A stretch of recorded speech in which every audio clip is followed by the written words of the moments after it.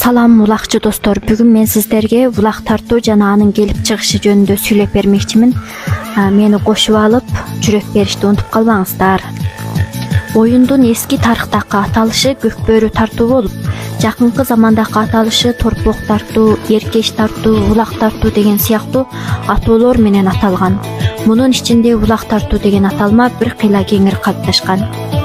Укмуштуу санжыраачы карыялардын айтымына негизделгенде, бир заманда кыргыз элине күчтүү жоо тийип, тынычтык бербей, чабуул жасап, кыргыздардын мал дүйнөсүн талап, башына караан күн түшүргөнмүш.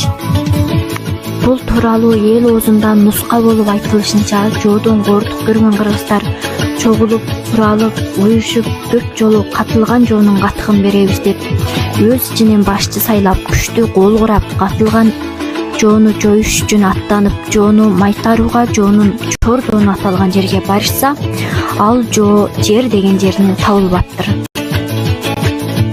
Жоо Эчак Кыргыздын күчтүү кол курап өч алгалы камынганын билиптир да, Кыргызстан жеңилип калышына көзү жетип, оозунуп алыс жерлерге жер соңкуп, жандарын куткарып кетишкен экен.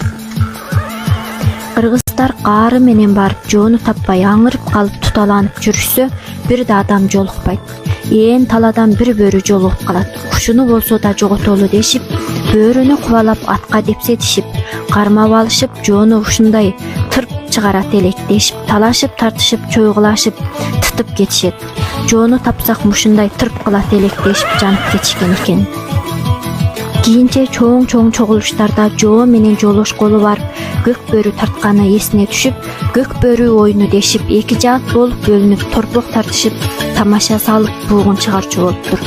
Бул оюн бир жагынан тамаша болсо, дагы бир жагынан аябагандай баатырдыкты, күчтүү, каарууну, кайраттуулукту, шамдагайлыкты талап кыла турган оюн болгондуктан, ат үстү жоокерлик машыгуу иретинде да ойнолуп, кийинче салттык оюнга айланганы белгилүү.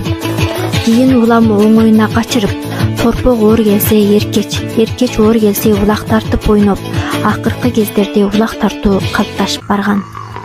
Улак тартуу эки түргө бөлүнөт. Бири жапма улак тартуу деп аталат. Мында ат тунун баарысы бир улакты жалпы беткей талашып тартат. Экинчиси баттага тартыш деп аталат.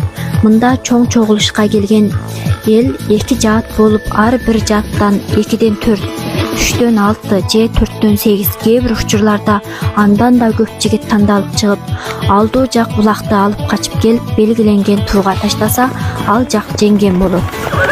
Баттага тартканда улакчылардын кумары камбаган болсо, алгандыкы деп бардыгы тамашачыларды эркине кое берет. Анда улак ортого тытылып кетет.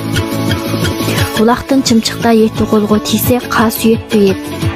40 эрдин күчү бар дешип, этти ыргытпай пиширип, тең ооз тийишкен экен.